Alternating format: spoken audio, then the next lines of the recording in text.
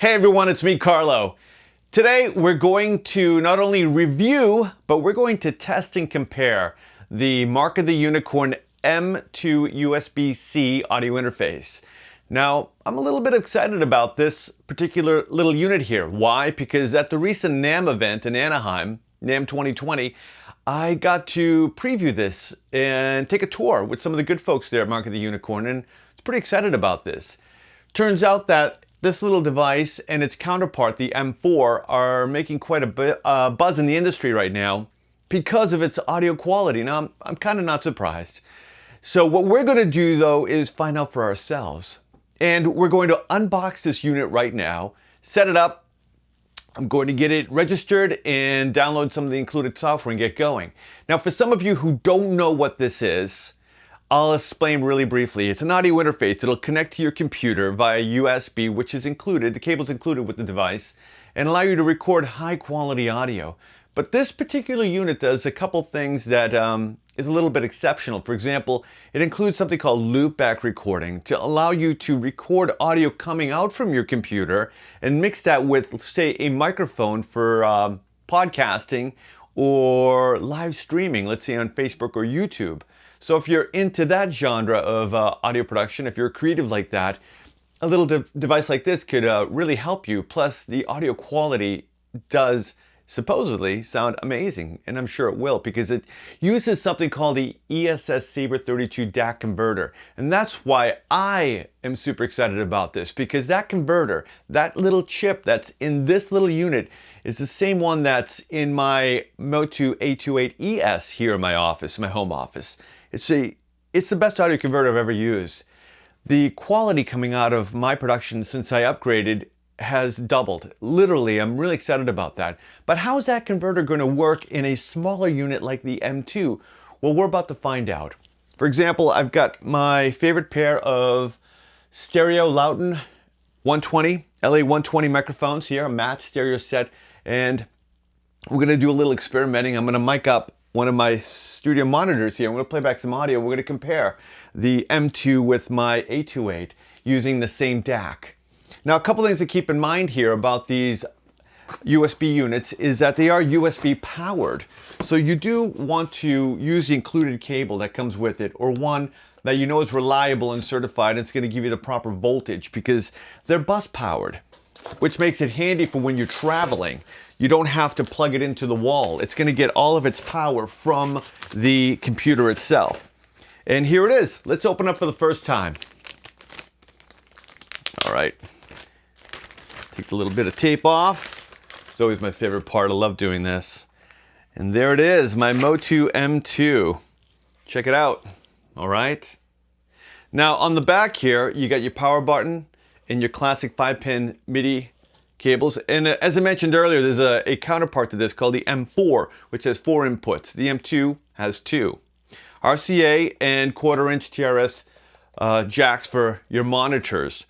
It's got a nice volume control here and a super large monitor control knob. So this will make for a nice monitor control unit on your desktop. And it's got 2 high quality preamps here. These are combo jacks. So you got XLR and line input with 1/4-inch. Let's say you want to plug directly in with your guitar. Because keep in mind, when you're using a high speed like USB-C connection here, you'll get almost no latency when you're recording, and that's the advantage of today's power with computers. So you also got a monitor button I noticed here. Now, if you use these monitor buttons, what you're going to do is allow you to monitor the audio directly from the headphones here, so you can hear audio in real time. If you have some processing going on in your computer, it may incur a latency, a delay in what you're hearing and what you're playing. So that's really handy. Plus it's got phantom volt power for either microphone preamp. So sometimes you have a global one that turns them all on. Well, this has individual phantom power. And then your input gain knobs here for each preamp. So it's really easy to use. So basically what you want to do to get going is to register your product. From what I understand from reading the box here, got some really cool information right here. But by registering the product, you're going to get access to not only the unit and support, but lots of content. For example, it comes with Digital Performer Lite and lots of loops and samples for you to get started with music creation. So, you know, you get a lot of value for your money, especially when you're doing business with a company like Market the Unicorn here. So you get reliable hardware. We're going to test it out, see what it sounds like, and let's get started.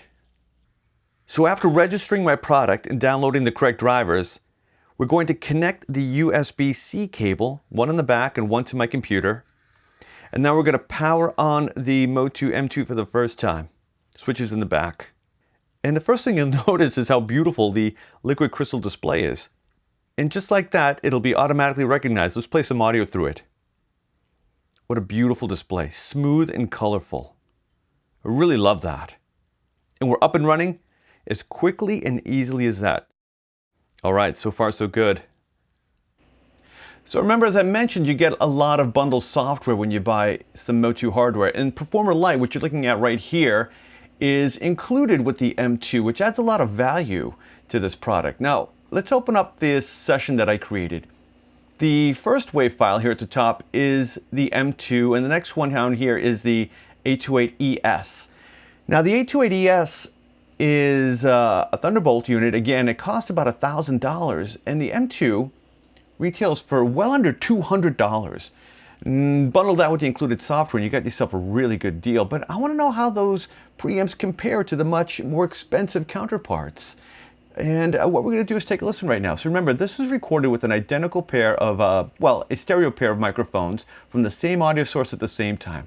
So let's take a listen to the M2 first. This is my group, and we want to hear how similar they sound.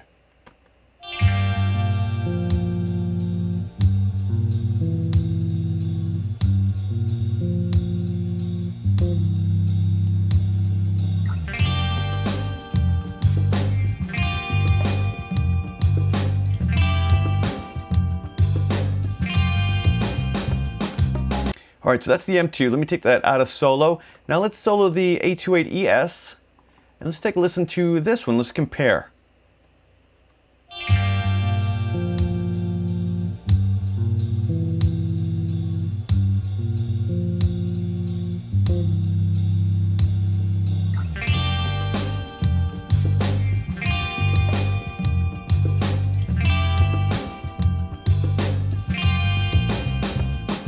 Okay, so right off the bat, I gotta tell you, that's really interesting.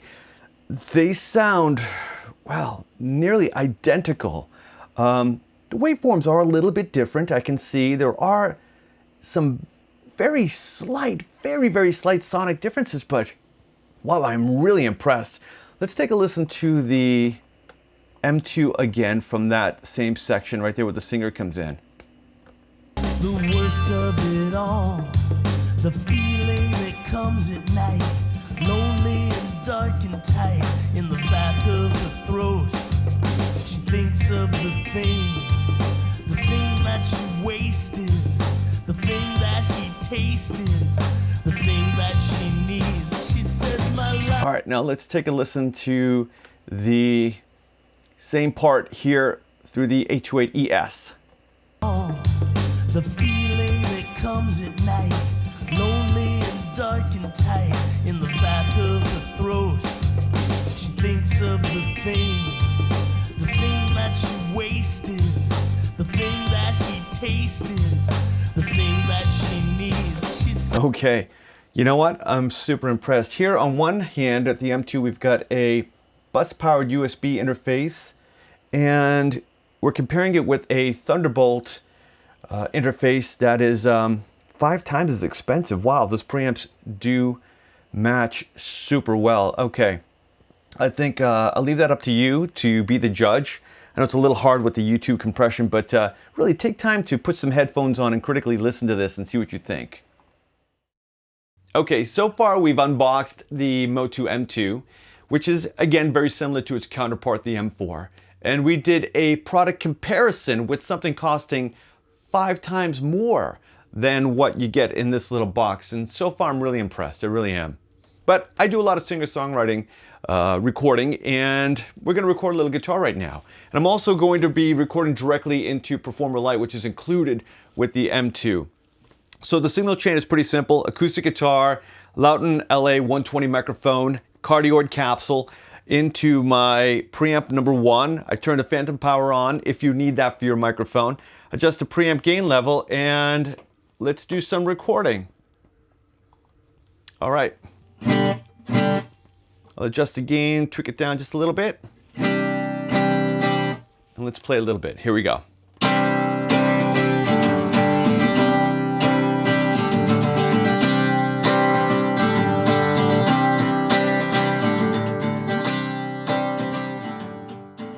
Okay, so what we're looking at here now is the comparison waveforms, and here's the acoustic guitar I just recorded. Let's take a listen to this.